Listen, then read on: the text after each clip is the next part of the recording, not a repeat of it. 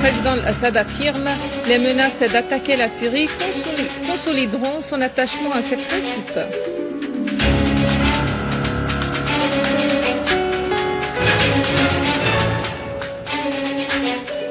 La Russie affirme que les plans occidentaux d'intervenir en Syrie sont un défi de la Charte des Nations Unies et la Chine et l'Iran mettent en garde contre les séquelles de cette intervention.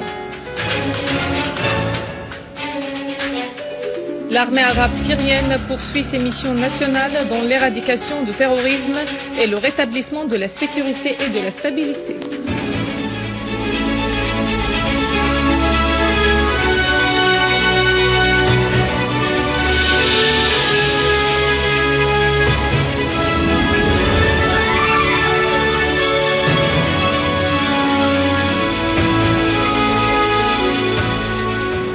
Mesdames et Messieurs, bonjour.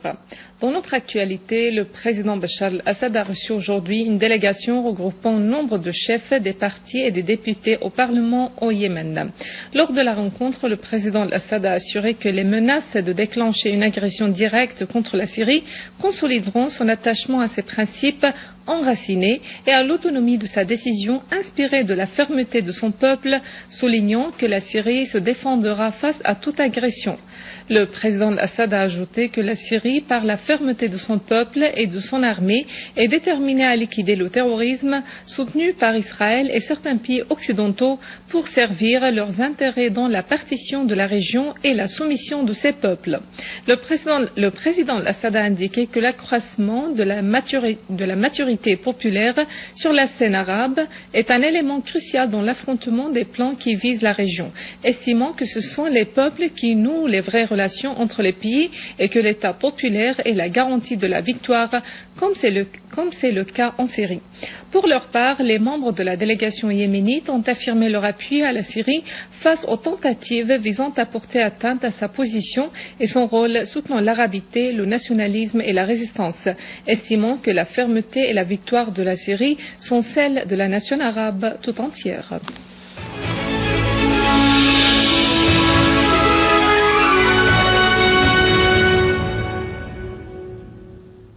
La Russie a affirmé que les plans de certains dirigeants occidentaux de mener une action militaire contre la Syrie est un défi clair des dispositions fondamentales de la Charte des Nations Unies et de la loi internationale. Dans un communiqué, le ministère russe des Affaires étrangères a fait savoir que Gennady Gatilov, vice-ministre russe des Affaires étrangères, avait examiné à La Haye aux Pays-Bas avec Ban Ki-moon, secrétaire général des Nations Unies, la situation politique et militaire en Syrie. Gatilov a indiqué qu'il faut profiter de tous les moyens politiques et diplomatiques et d'autoriser les experts des Nations Unies à mener une enquête sur un recours éventuel à l'arme chimique en Syrie, pour présenter ensuite les résultats de cette enquête au Conseil de sécurité.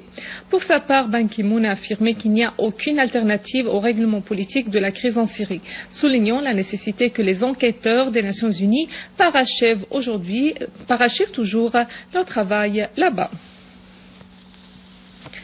Le Conseil de la sécurité russe a affirmé qu'il est impossible d'accuser sans preuve le gouvernement syrien d'utiliser l'arme chimique tout en mettant en garde contre le déclenchement d'une action militaire contre la Syrie, lequel provoquera le chaos au Moyen-Orient et consolidera les positions d'Al-Qaïda. Par ailleurs, une source militaire à l'état-major russe a indiqué que l'état-major renforcera dans les prochains jours la présence de ses navires en Méditerranée. La même source a fait savoir qu'un navire russe anti-sous-marin et le croiseur lance-missiles Moskova seront envoyés dans les prochains jours à l'est de la Méditerranée en raison de la situation actuelle là-bas. La Chine a mis en garde contre toute intervention militaire en Syrie.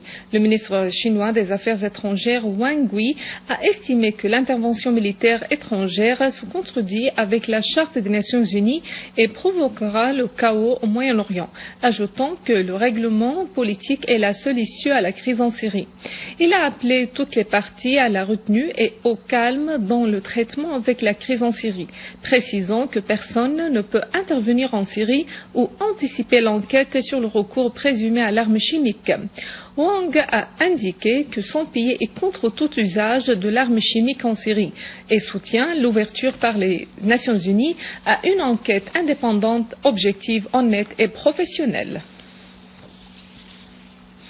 L'Iran a averti de l'impact de l'action militaire conduite par les États-Unis contre la Syrie.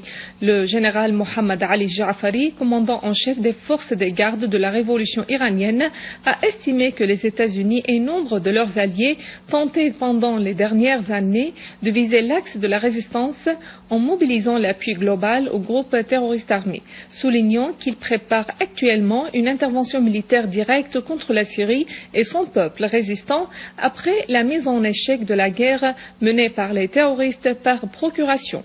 Ja'fari a affirmé que les États-Unis, en dépit de leur défaite en Irak et en Afghanistan, continuent leur défaite en Syrie, soulignant que l'action militaire contre la Syrie sera plus dangereuse que celle menée contre le Vietnam.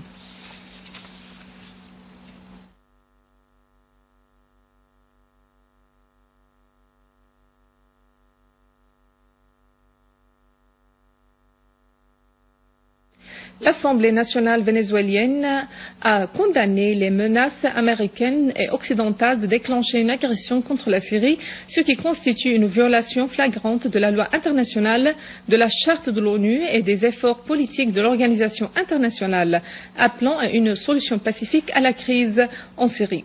Dans un communiqué, l'Assemblée nationale a réitéré sa solidarité avec la Syrie, évoquant certains médias qui trompent l'opinion publique mondiale sur la situation en Syrie, en accusant le gouvernement d'avoir eu recours à l'arme chimique. L'Assemblée nationale vénézuélienne a estimé que cette tromperie vise à justifier l'action militaire contre la Syrie. L'Assemblée a fait savoir que la Syrie avait fait l'objet de l'intervention des mercenaires et des terroristes financés par les gouvernements despotiques dans la région en vue de la déstabiliser et de renverser son gouvernement sous l'appui politique et financier des gouvernements des États-Unis, de la Grande-Bretagne et de la France.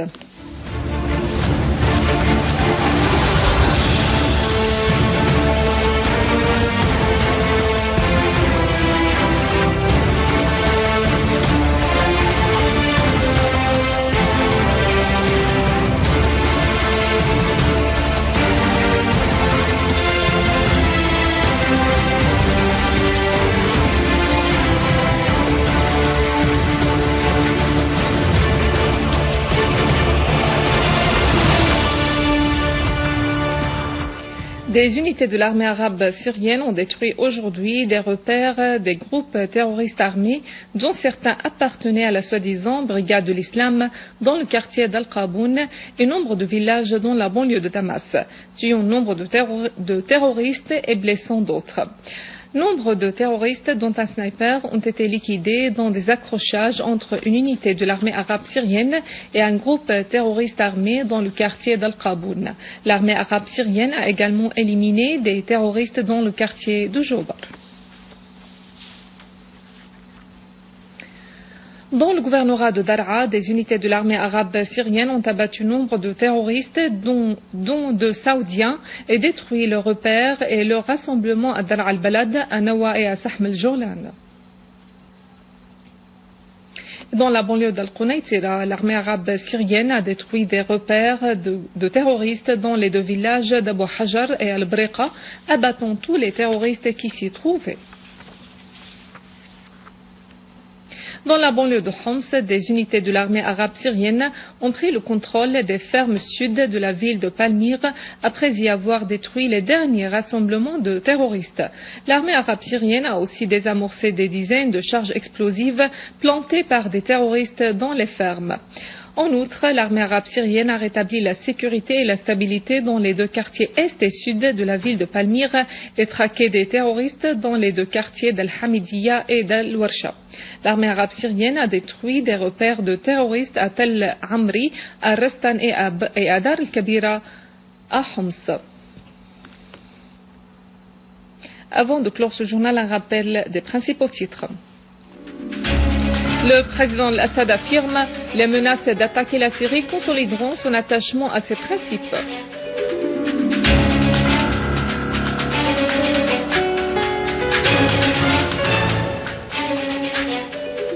La Russie affirme que les plans occidentaux d'intervenir en Syrie sont un défi de la Charte des Nations Unies. La Chine et l'Iran mettent en garde contre les séquelles de cette intervention.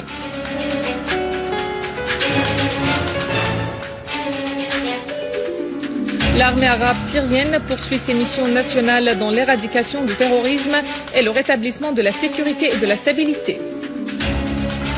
Mesdames et messieurs, c'est la fin de notre édition. Pour la revoir, visitez notre site web syriaonline.sy. Merci à vous, merci à toute l'équipe de rédaction et de technique. Au revoir.